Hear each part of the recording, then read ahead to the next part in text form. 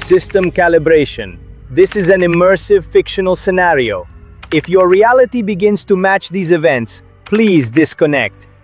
At 4:02 a.m., a man stood in front of an ATM that still had power, still had signal, still had money inside it. He typed his PIN. The machine paused, like it was thinking. Then it printed a receipt instead of cash. 2 words. Access denied. He tried again, same result. So he did what everyone does now. He opened his phone. The banking app loaded. His balance was there. The numbers looked normal. But the button to move his own money had turned gray. Under it, a message he had never seen before. Permission required. This is a fictional reconstruction. For you, it's speculation. For us, it's a record of how control was quietly reassigned. Because what happened to that man was not a bank problem.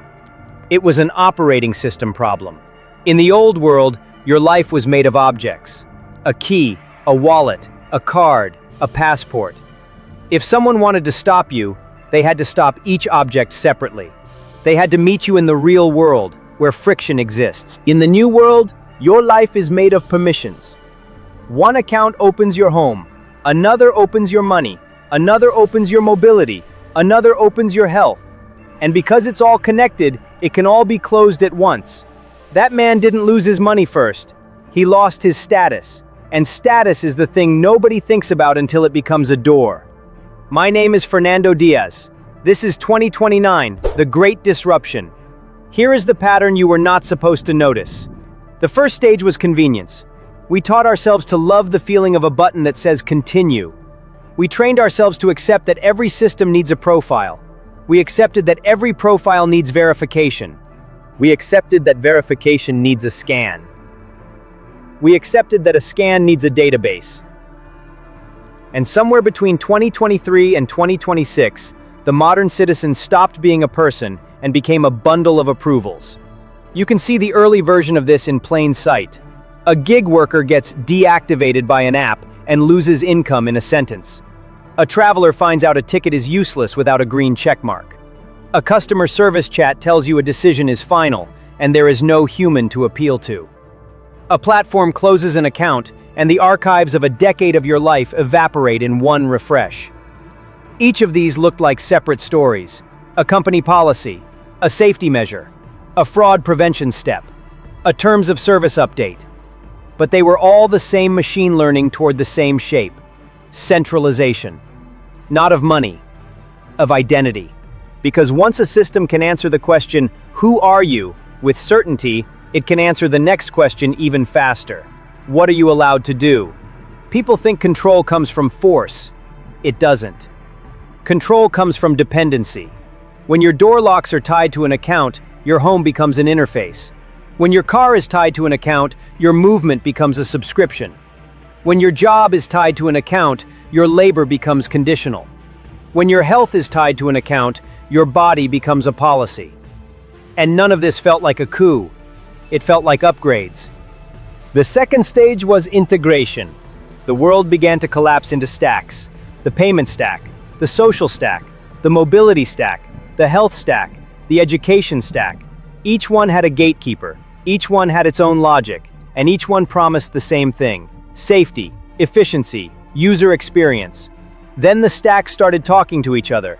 The bank wanted to know if your identity was trusted. The employer wanted to know if your bank was verified.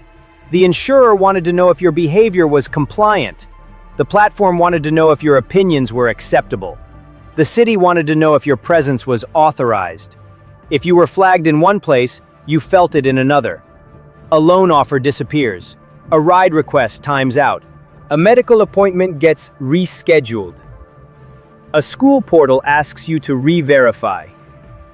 A login becomes a loop. Most people still didn't notice, because it never hit all at once. It hit one person at a time. A journalist who suddenly can't access their own accounts. A protester whose transit pass stops working. A worker who can't clock in because their ID fails a scan. A parent whose child's school app locks them out after a review. The system didn't need to arrest you. It just needed to turn you into someone the system could not recognize. And in a world where recognition is access, not being recognized is a kind of exile. The third stage was normalization. The language changed first. Banned, suspended, locked. Those words sounded dramatic. They sounded temporary.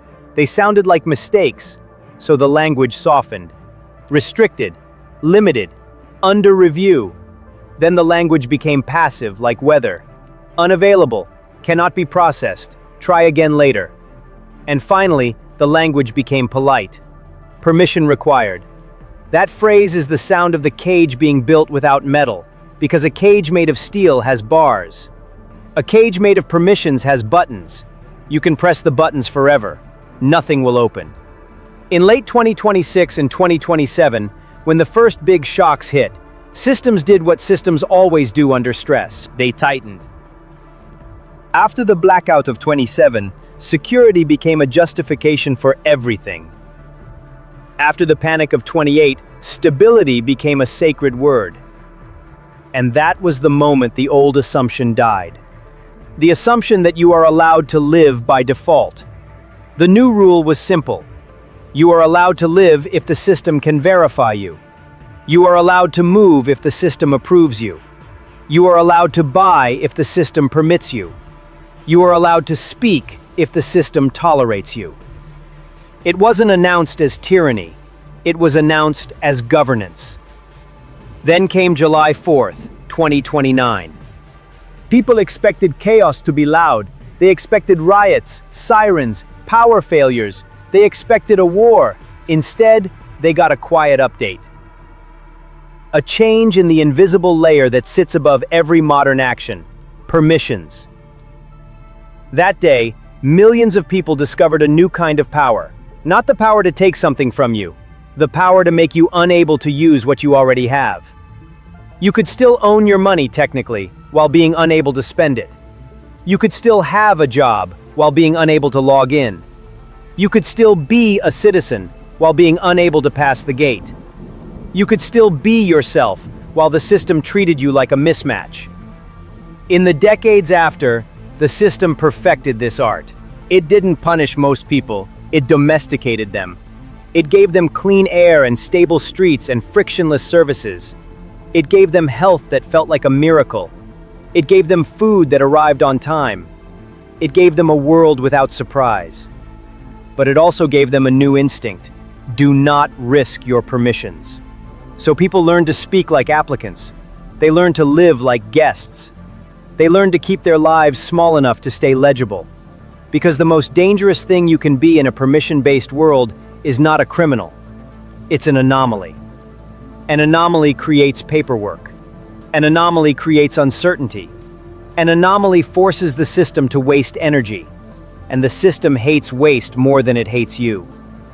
That is why deactivation became the cleanest tool ever invented. You don't need a courtroom. You don't need a police officer. You don't need a prison. You just need a status field that can flip from active to inactive. And when it flips, your life doesn't explode. It evaporates. The door doesn't slam. It simply stops recognizing your hand. The screen doesn't shout. It simply stops offering the button. The city doesn't chase you. It simply stops opening. This is why money was only the beginning. Money is the easiest place to test control because everyone feels it immediately. But identity is the final layer because identity touches everything. Once a system can decide who you are, it doesn't have to take your freedom. It can just stop granting it. And the most unsettling part is that this never needed a villain. It only needed a world that chose convenience over friction and then forgot how to operate without it. The man at the ATM eventually got his money back. Not because a human listened to him, because the system finished its review, because the risk model cooled down, because the flag expired. He was grateful. That is the tell. In the old world, you don't feel grateful for being allowed to use your own life. In the new world, gratitude is the price of access. What you just watched isn't a prediction. It's a record of a transition that already started. My name is Fernando Diaz. This is 2029, the Great Disruption, and this archive is still incomplete. Oh.